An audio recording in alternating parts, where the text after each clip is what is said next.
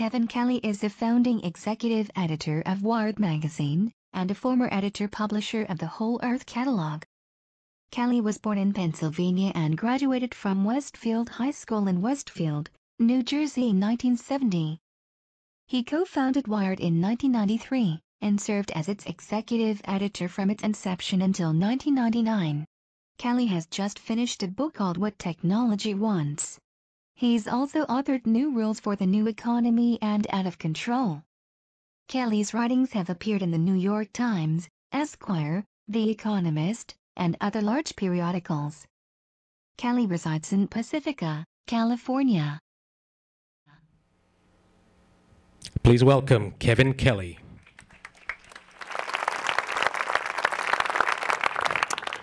Hello. It's very easy to talk about technology because most of us in some way or other are involved in making it, buying it, selling it, consuming it. But I want to step back a little bit and see if there's another way to look at technology other than the idea that there's just one thing after another. So we tend to think of technology as anything that was invented after we were born. But obviously, most of what we're surrounded by is more than just that. Or maybe it's technology that doesn't work yet, which is another definition. Or maybe it's all the stuff that's in our pockets, you know, cell phones and things like that. Anything with an off and on switch, perhaps.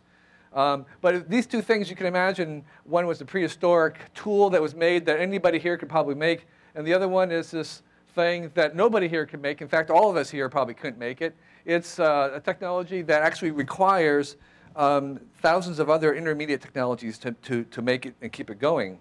And maybe even those thousands have hundreds of sub-technologies below. So it's actually a representative not of something that stands alone, but of a kind of an ecosystem of technologies, or maybe a superorganism of technologies. And I give that name to that thing, that all these codependent, interrelated, self-sustaining network of technologies. I give it the name the Technium to distinguish it from technology in general. Because when we have a system of things, two things happen. One of them is that the whole thing has a behavior that none of the parts have. So in the same way that a bee has a certain behavior, and a beehive has a behavior that's not found in the bee. I mean, you can dissect the bee all you want. You're never going to find the behavior of the hive. And so in that same sense, the Technium as a whole exhibits behavior you're not going to find in your iPhone or some electrical wires or a vacuum cleaner. And so I'm interested in that whole system, in the same way that the ecosystem as a whole has a certain behavior. And one of the things we know about systems like that is that besides the fact that they have behaviors that the parts don't have, they also always exhibit, whether they're man-made or natural, they always exhibit emergent tendencies. They have biases. They want to lean in certain directions. They have what I would call wants. And of course, by want, I don't mean intelligent. I don't mean conscious. I mean wants in the way they say a plant wants light. It's leaning in that direction. And so the question I want to ask is what technology wants. And I begin with the plants, because I think that the Technium is in some ways an extension of the same evolutionary forces that produced us. Okay? And so I would say, what does evolution want? And of course, this is kind of a slightly heretical thing in biology. The orthodoxy is that evolution doesn't want anything. There's no direction, that it has no trajectories, that it's completely contingent. But there's actually a minority view of some evolutionary biologists who suggest, in fact, our intuitive sense that there is increasing complexity in the world is true. And therefore, we can actually begin to look at what technology wants. I mean, we see, 3.7 billion years of evolution, and there's a move towards greater complexity. Now, of course, if you start off simple, you have only one direction you can go. So looking at the leading edge of life and seeing it more complex doesn't really tell us much. It's really, what does the trailing edge look like? Once you're halfway complex, you can become simpler. And in truth, that rarely happens on average in biology. Generally, things become more complex even when they have a chance to become simpler. So they also become more diverse, more complicated, more variety. And I think we can make a list of the kind of general long-term trends in biology. And they're increasing diversity, increasing specialization, increasing mutualism, codependent upon each other, increasing ubiquity, and there's increasing mindfulness. The origin of learning, of organisms that adapt, occurs throughout all taxon. And there's increased evolvability, which is a key idea. The idea that evolution itself is evolving, that the ability to evolve is actually evolving, that the sort of degrees of freedom, the space in which an early primitive organism could evolve was very small. When you invent sexual recombination, you suddenly have made it easier to evolve. And so we see, over again, 3.7 billion years of evolution, the evolvability of organisms increasing. So that would be fine for evolution, but I'm interested in this remarkable awareness, awakening that we had maybe about 50 years ago when we learned or discovered that the essence of life was not in wet tissue, but in fact was in the information. With the discovery of the genetic code, we saw that, hey, the essence of life is actually in the information processing. And the information processing has happened not just within an individual cell, but throughout evolution. And once we understood that it was actually kind of a lot of information, we understood that, hey, that's what machines do, that's what the computers do. Maybe there's an equivalency. In fact, one of the things that has happened recently is that scientists took the Darwinian, neo-Darwinian process of natural selection and moved it into computer system. And by the same token, scientists have done experiments, proof of concepts, where they've taken E. coli, assigned little numbers to the different genes, and used the massive amount of E. coli's as a kind of parallel processing computer to solve canonical computer problems like the traveling salesman program, showing, in fact, that there's a equivalency often between the living and the born. I mean, the born and the made, between living and mechanical worlds. So that the distinction is not as great as we think it is. In fact, there is a continuum between them because they are basically all eventually information-based. So that, I think, gives us permission to ask, what does technology want? And to see that, that it's in some ways an extension of what evolution wants. Now, again, when I say want, I'm not thinking about an intelligent, conscious awareness want, but the want that this robot, which is in Willow Garage in Stanford, I think it's called a PD2, it has been programmed to find its own power. And so what it does is it actually roams around through the building looking for an outlet, and when it sees one, it takes its tail. Oh, don't turn around, don't turn around. Okay. It takes its tail, and it plugs itself in. And I had the opportunity to stand between it and this plug. And I could feel that it really, really wanted that electricity. And again, it was not conscious, but it wanted it in a way that maybe a grasshopper wants its food.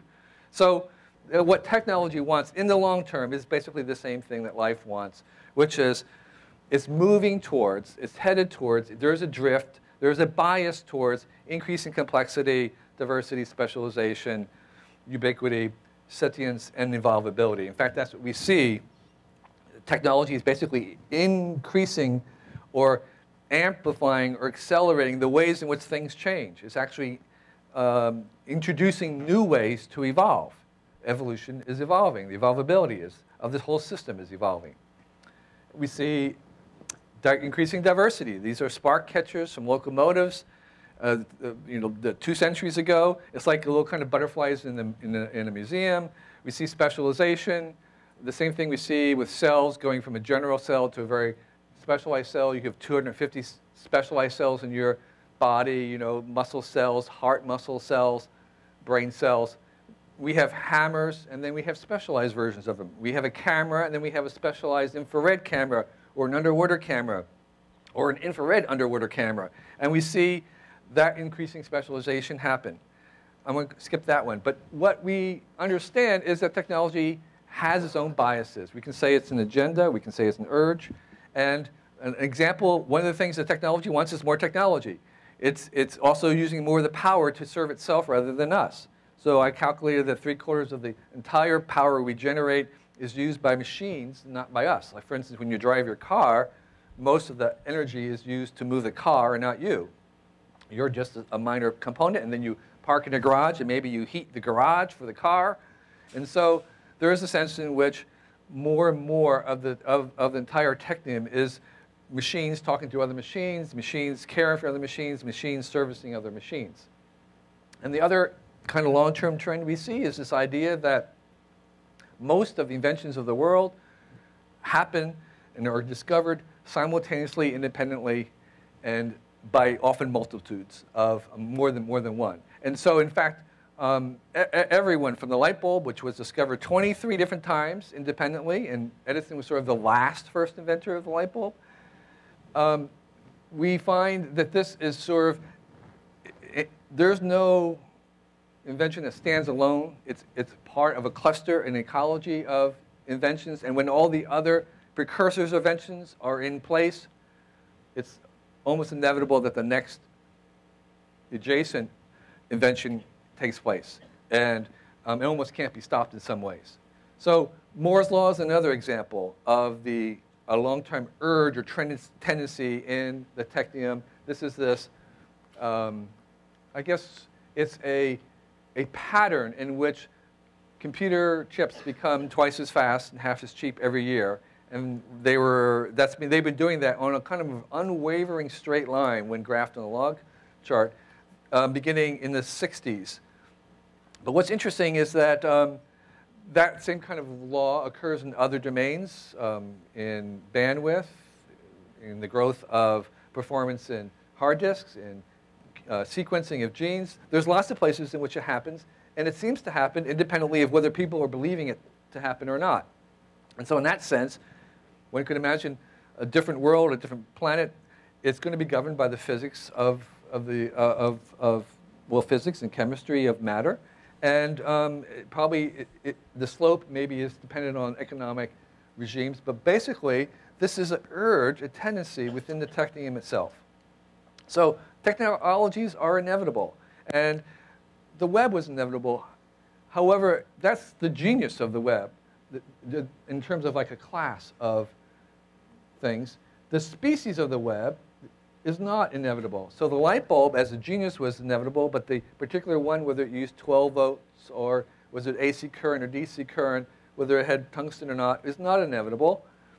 And the same thing about the web. The web is inevitable, but not what kind of web that we have. That is our choice. We have the choice about whether it's transparent or open, whether it's a government or nonprofit, whether it's something that's based on one protocol or another. Those are the kinds of contingencies that are open to us and that we do have choice, and that matter hugely to us.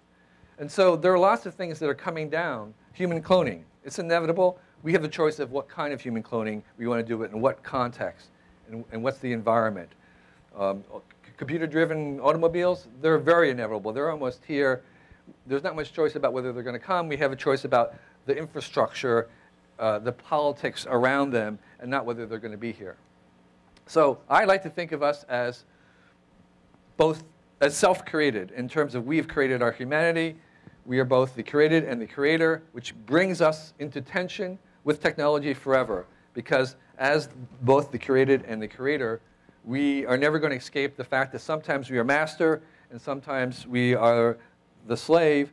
And that kind of dichotomy is going to exist for as long as there is technology, which will be forever, because we are now dependent on it. And we have been from the beginning. One of the first technologies we invented was the external stomach, this idea of cooking outside and digesting things that we could not digest on our own, which this new nutrition changed our teeth, it changed the shape of our jaw and our enzymes. And so we've become dependent on it for long-term fertility, but we also changed our bodies. From our minds, changed our bodies, making us the first domesticated animal and making us the first technology. So we saw an incredible explosion of our population very early on, the first population explosion after the invention of language, which allowed us to finally communicate to ourselves as well as to others, and gave us access to our own smartness. We used these with very simple tools. We actually settled most of the watersheds in the entire globe at the rate of 1 kilometer per year, or 2 kilometers, 1 mile per year. We settled and occupied the entire planet, one of the fastest species takeovers there ever were. And with a very few set of tools, we began to alter the planet. The hunter-gatherers eliminated 250 of the megafaunas on Earth to extinction. Okay, and very, very early on, and those extinctions altered the ecosystems that they were in. Once you took away the megafauna, all kinds of things happened. And so from the very beginning, we were having a planetary effect with our technology. And by the time we reached agriculture, we actually started to change the climate. So climate change, in a very mild form, preceded the industrial age.